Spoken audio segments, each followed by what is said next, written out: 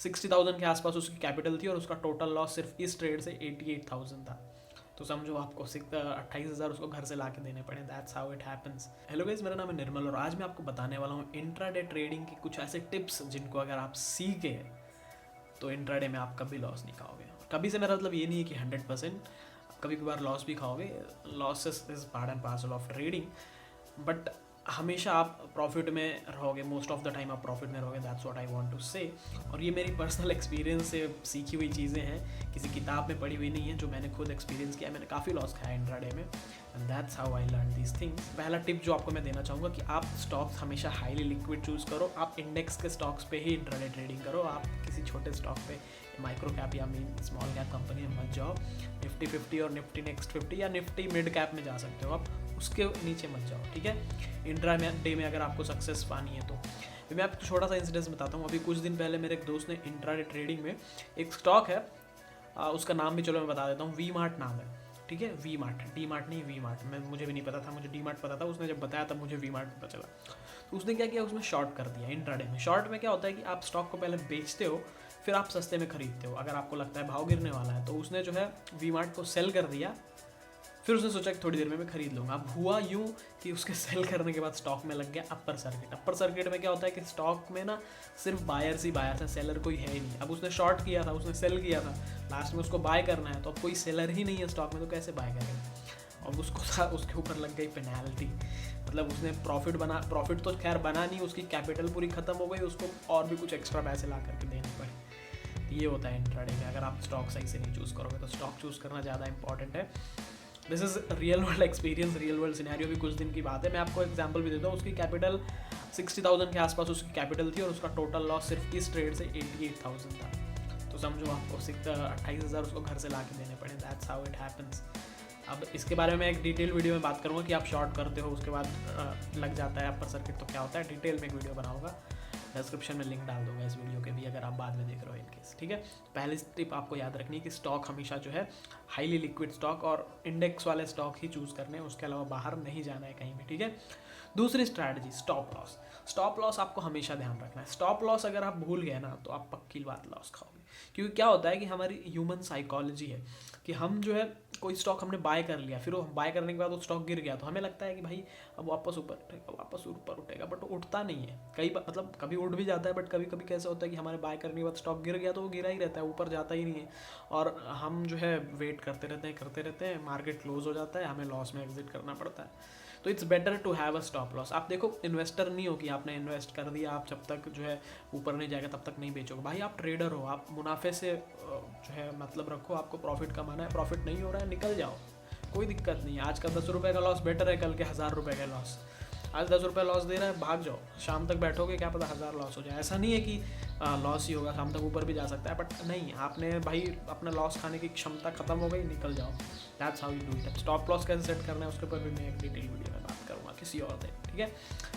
Strategy number 3, वो भी human psychology से जुड़ी हुई है। क्या होता है, कुछ लोग ना बुल्स होते हैं, कुछ लोग बेयर होते हैं। मतलब कुछ लोग जो है खरीदना जानते हैं, कुछ लोग बेचना जानते हैं। तो कुछ मतलब personally I am a buyer, मुझे जो है तेज़ी पसंद है। मार्केट जब ऊपर चढ़ रहा होता है मज़ा आता है, पर कुछ लोगों को चढ़ता हुआ मार्केट अच्छा नहीं लगता, उनको चाहिए कि मार्केट गिरना चाहिए, मार्केट में मंदी आनी चाहिए।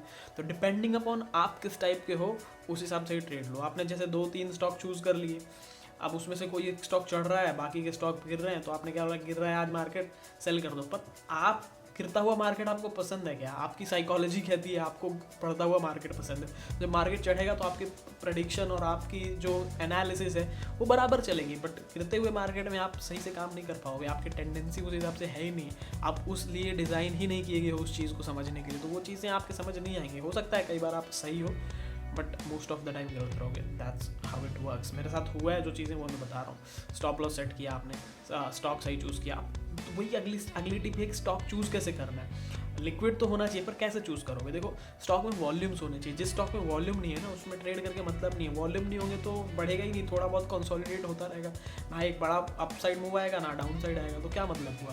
तो वो चीज़ें याद रखनी है, और ये चीज़ आपको ना एक दिन पहले ही कर लेनी, मार्केट खुलने से पहले कर लो। आप अपने स्टॉक चूज़ करके बैठो, चुन के बैठो, 3-4 स्टॉक, ज़्यादा स्टॉक्स में मत जाओ कि मैं भाई 15 स्टॉक आज ट्रैक करूँगा ना, इट डजंट हैपन।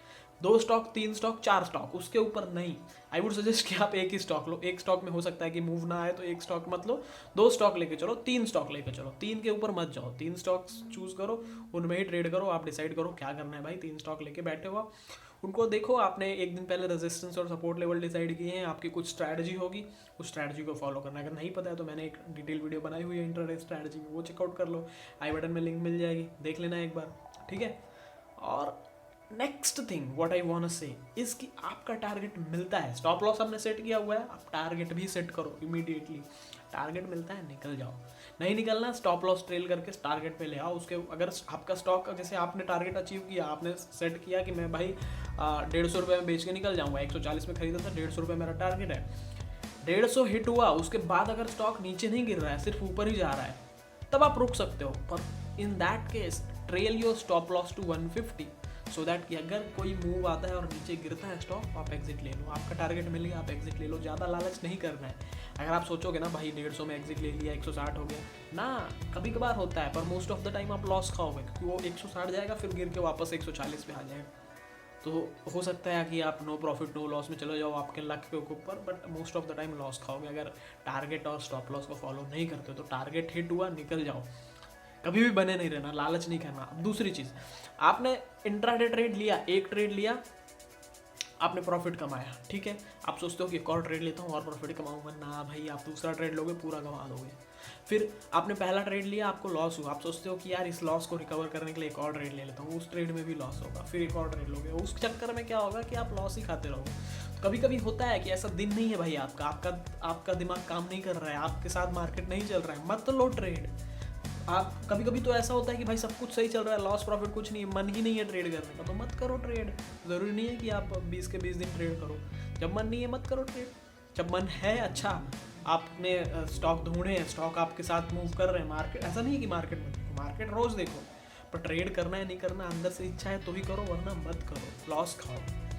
और अगर आपको प्रॉफिट होता है एक ट्रेड में, बंद कर दो कंप्यूटर, आपका सिस्टम, सब कुछ बंद करके रख दो, ट्रेड नहीं लेना दोबारा दूसरी बार, बस रख दो, आज के लिए बहुत हो गया। अगर लॉस खाते हो तभी भी रख दो, दोबारा ट्रेड नहीं लेना। अगर लेना है तो दूसरा ट्रेड लिया, दूसरे ट्रेड में लॉस हुआ, भाई बंद कर दो, आपका दिन नहीं है, कुछ नहीं कर सकते आप, दुनिया आपके खिलाफ है, आप कुछ कर ही नहीं सकते। आप ऊपर वाले के खिलाफ तो नहीं जा सकते, आप मार्केट के खिलाफ जा ही नहीं सकते, मार्केट से बड़ा कोई भी नहीं है, मार्केट भगवान है और भगवान के ऊपर कोई भी नहीं है। तो मार्केट आपके साथ नहीं है तो आप नहीं चल सकते उसके साथ। मार्केट के साथ चलना सीखो, हवा जिस तरफ से आ रही है उस तरफ से चलना सीखो, उसके अगेंस्ट मत जाओ, अगेंस्ट जाओगे नहीं होगी चीज़ें। तो ये बेसिक से फंडे हैं। और कुछ रह गया बताने को? नहीं, मेरे ख्याल से तो नहीं। इंट्राडे में इतनी चीज़ें होती हैं। आप पहले अपना अच्छा सा स्टॉक चूज़ करो, हाई लिक्विडिटी स्टॉक कैसे चुनना है वो भाई बहुत तगड़ी बातें हैं।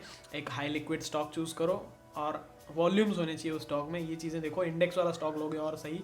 और बस कोई न्यूज़ व्यूज़ वाले मत देखो, न्यूज़ वाले स्टॉक्स बहुत ज़्यादा खतरनाक होते हैं, न्यूज़ व्यूज़ कोई स्टॉक में रहेगी तो मत लो। और एक और इम्पॉर्टेंट चीज़ यार, टीवी मत देखो बिल्कुल भी। ये जो टीवी चैनल्स होते हैं ना, इनके चक्कर में मैंने आज तक, मतलब अब तो मैं तो नहीं लेता, पर शुरुआत जब मैंने की थी ना ट्रेडिंग की, तो टीवी देख के करता था। टीवी चैनल वाले इतना गुमराह करते हैं ना ट्रेडिंग में भाई, नहीं कभी नहीं, इनके चक्कर में मत लेना। पोजिशनल बाय भी मत लो, मैं तो बोलता हूँ टीवी वाले बहुत गुमराह करते हैं। ये आपको स्टॉक बताएंगे, आप खरीदोगे, वो स्टॉक तुरंत गिर जाएगा, तो इनके चक्कर में मत पड़ो। हाँ, ऐसा नहीं है कि मत देखो टीवी देखो, ट्रेडिंग करते वक्त डिसीजन मत लो। अगर आप ट्रेडिंग कर रहे हो तो देखो ही मत, ट्रेडिंग हो गया उसके बाद देखो आराम से भाई कौन सा स्टॉक में क्या न्यूज़ चल रही है, न्यूज़ फॉलो करो, न्यूज़ ट्रैक करने के लिए देखो। और ये लोग अगर कोई स्टॉक रिकमेंड करते हैं ना, तो आप ये हिंट की तरह समझो। अगर मैं भी आपको कोई स्टॉक रिकमेंड करता हूँ ना, take it as a hint, और उसके बाद अपना एनालिसिस करो। आपका एनालिसिस सही चल रहा है, क्या लगता है, उस हिसाब से गेम करो। ये चीज़ें हैं, आई होप आपको पसंद आया होगा। अब इस वीडियो को देखने के बाद आप क्या करोगे? एक काम करो, आप स्टॉक ढूंढो और मुझे कमेंट करके बताओ कि वो कौन से स्टॉक हैं जो आपने ढूंढे हैं कल के लिए इंट्राडे ट्रेडिंग के लिए। ज़रूर बताना कमेंट करके।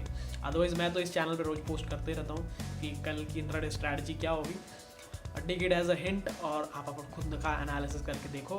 टेलीग्राम पे भी मैं सेम चीज़ करता हूँ। जिनको जानना है स्टॉक्स, कौन से स्टॉक्स पे इंट्राडे ट्रेड लेना चाहिए, टेलीग्राम पे भी फॉलो कर सकते हो मुझे। F45 स्टॉक्स है चैनल का, that's how we do it. ठीक है, वीडियो को लाइक कर दो, चैनल को सब्सक्राइब कर दो, बाकी तो आप समझदार।